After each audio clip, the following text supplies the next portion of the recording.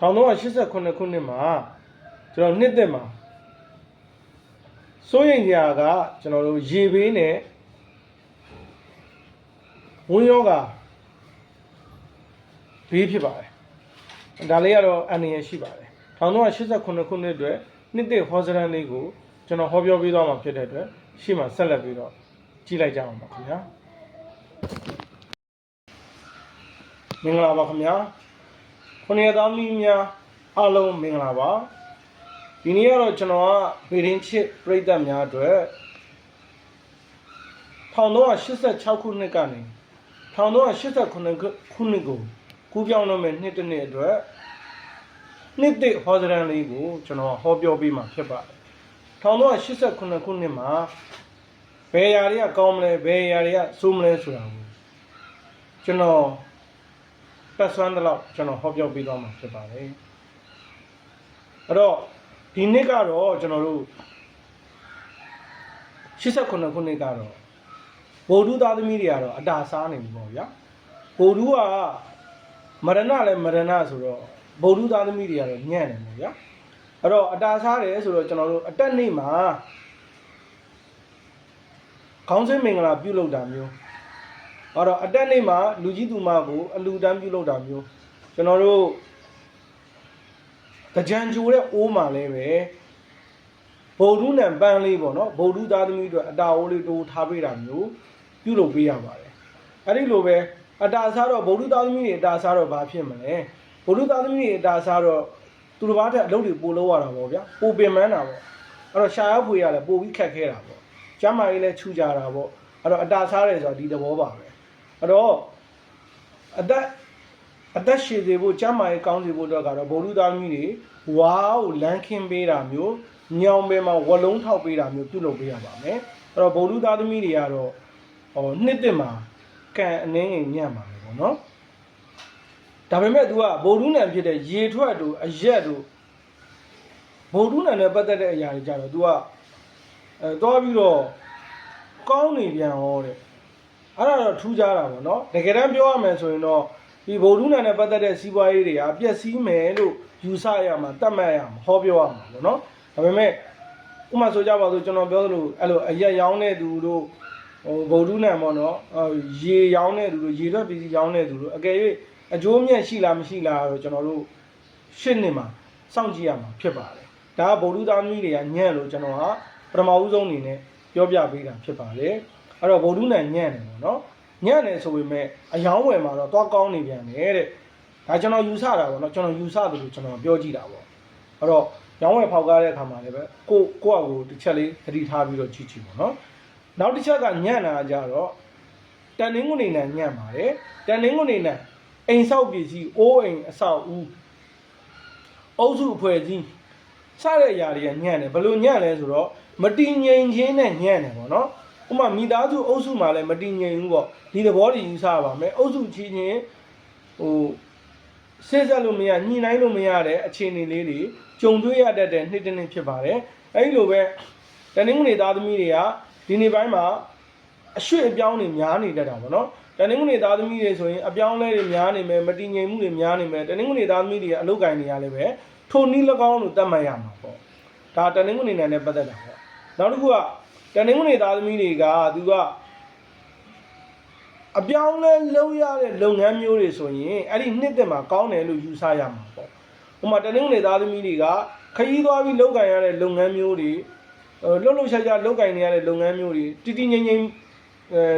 မ်မဟုတ်တဲ့လုပ်ငန်းမျိုးတွေနဲ့ပို့ပြီးတော့အကျိုးပေးနေတာပို့ပြီးတော့ဖြစ်ထွန်းနေတာပေါ့နော်ဒီလိုယူဆရမှာပေါ့နောက်တစ်ခုကတနင်္ဂနွေနဲ့ပတ်သက်တဲ့အိုးအိမ်အဆောက်အဦဥအုပ်အချုပ်ဆိုင်စတဲ့အလုပ်တွေကြတော့နှစ်သက်မှာအကျိုးအမြတ်နည်းမယ်လို့ယူဆရမှာပေါ့နော်အဲ့ဒီလိုနားလည်ရမှာပေါ့ပြီးတော့ကျွန်တော်တို့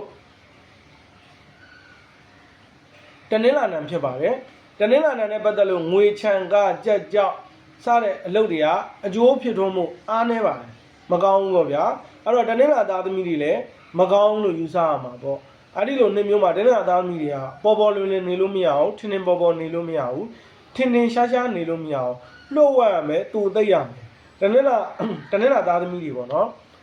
ပြီးတော့ကျွန်တော်တို့တနင်္လာနံဖြစ်တဲ့ ငွေချင်းလုပ်ငန်းကားလုပ်ငန်းခြံလုပ်ငန်းကြောက်လုပ်ငန်းစတဲ့လုပ်ငန်းတွေမှာလည်းပဲအင်းနဲ့အားနဲ့ငွေချင်းရင်းနှီးမြှုပ်နှံတာမျိုးမလုပ်သင့်ဘူးလို့ကျွန်တော်ကယူဆတယ်ပေါ့နော်ဒီလိုပဲအဓိပ္ပာယ်ရပါတယ်စနေသားသမီးတွေစနေနံကတော့ထင်ပေါ်မယ်ထင်ရှားမယ်နိုင်ငံအဖြစ်လဲနိုင်ငံခြားခရီးတွေနိုင်ငံခြားနဲ့ပတ်သက်တဲ့ကိစ္စတွေနိုင်ငံခြားရင်းနှီးမြှုပ်နှံမှုတွေရရှိလာမယ်ဝင်လာမယ်လို့လည်းယူဆပါတယ်အဲ့တော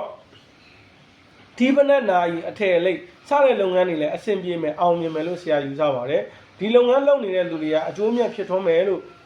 ကျွန်တော်ယူဆပါတယ်ပြီးတော့ဓာတ်ငွေပေါ့နော်တွင်းထွက်ပစ္စည်းပေါ့ဒါမျိုးလေးတွေကစီးပွားဖြစ်လာမယ်လို့ယူဆပါတယ်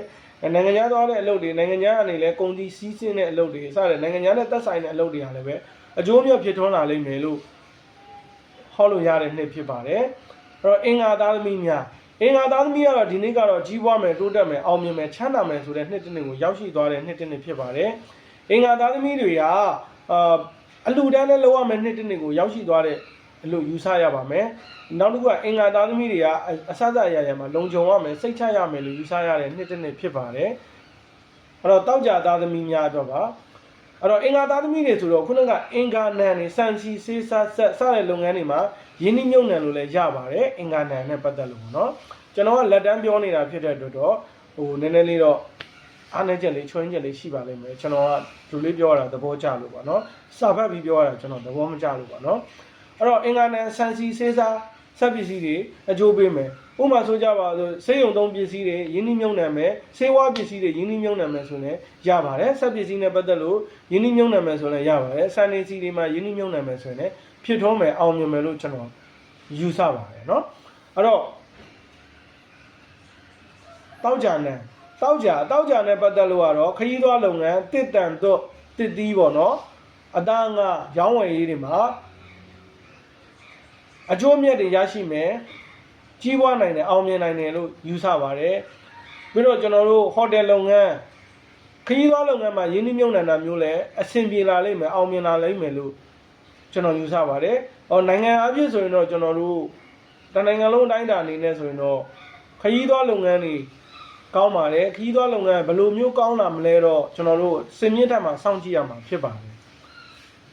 နောက်တစ်ခုကကြတော့တယောက်နဲ့တယောက်ပေါ့နော်စကားပြောဆိုပြီးလောက်ကန်ရတဲ့လုပ်ငန်းမျိုးတွေစကားပြောရတဲ့လုပ်ငန်းမျိုးတွေလည်းအဆင်ပြေနိုင်တယ်အောင်မြင်နိုင်တယ်ပေါ့နော်စကားပြောရတာဘေးတင်စရာရှိမယ်ဗျာရှိနေတွေရှိမယ်တန်တပံရေးရာတွေအဆင်ပြေနိုင်တယ်အောင်မြင်နိုင်တယ်လို့ယူဆရတဲ့နှစ်တစ်နှစ်ဖြစ်ပါတယ်ပြီးတော့ပညာနဲ့ပတ်သက်တဲ့လုပ်ငန်းကြာသပတေးသားသမီးတွေဒီနေ့ကတော့ထင်ပေါ်ပြီးထင်ရှားပြီးဒီနှစ်တစ်မှာကြာသပတေးသားသမီးတွေပြောစကားဆိုစကားတွေအောင်ပြီးလောက်ရကန်ရတဲ့အလုပ်တွေလည်းအဆင်ပြေပြီးအောင်မြင်ပြီလို့ယူဆရမယ့်နှစ်တစ်နှစ်ဖြစ်ပါတယ်ကြာသပတေးတွေကတော့အဓိပတိဖြစ်သွားပြီပေါ့နော်အဲဒီလိုပါပဲပညာရေးနဲ့ပတ်သက်တဲ့လုပ်ငန်းတွေမှာလည်းပဲယင်းနှိမ့်မြုံနှံလို့ရတယ်မြေပဲပြောင်းတဲ့မြေယာဖျောင်းဖုံပိုက်ပလတ်စတစ်ပရိဘောကမြေတွေဈေးကောင်းလာပဲပေါ့နော်မြေတွေရောင်းဝယ်တွေဖြစ်လာမယ်အဲ့တော့ကျွန်တော်တို့ပြီးခဲ့တဲ့ကာလရဲ့ရိုက်ခတ်မှုတွေရလဲမြေတွေကတော့ဈေးတက်လာမှာပေါ့နှစ်တည်းရဲ့ကာလပိုင်းခြားမှာလည်းပဲမြေတွေကကျွန်တော်တို့အဓိပတိဖြစ်သွားပြီဆိုတော့မြေတွေမှာယင်းနှိမ့်မြုံနှံထားတဲ့သူတွေအမြတ်အစွန်းရမယ်မြေတွေမှာယင်းနှိမ့်မြုံနှံရင်လည်းအယောင်းဝယ်တွေအဆင်ပြေမယ်အောင်မြင်မယ်လို့ကျွန်တော်ယူဆပါတယ်အဲ့တော့ဒါကတော့ကျွန်တော်တို့အကြမ်းမြင့်လေးနှစ်တည်းအတွက်ဟောပြောပေးခြင်းဖြစ်ပါတယ်အဲ့တော့နှစ်တည်းမှာအကောင်းဆုံးကတော့ကြာတာပရိပေါ့ဒုတိယကောင်းတာကတော့ကျွန်တော်တို့စနေဖြစ်ပါတယ်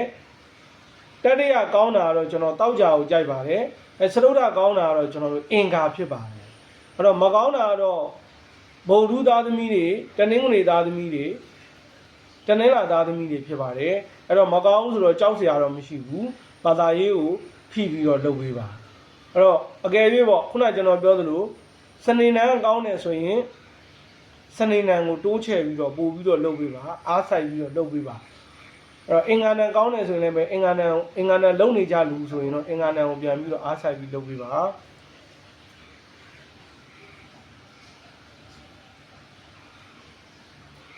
တောက်ကြံနံကောင်းတယ်ဆိုရင်တော့တောက်ကြံနံအားဆိုင်ပြီးတော့လုပ်ပေးပါဂျာသမီးနံကောင်းတာဖြစ်တဲ့အတွက်ဂျာသမီးနံကိုလည်းအားဆိုင်ပြီးတော့လုပ်ပေးပါပညာရေးနဲ့ပတ်သက်တဲ့လုပ်ငန်းတွေမှာလည်းပဲအများကြီးရင်းနှီးမြှုပ်နှံလို့ရပါတယ်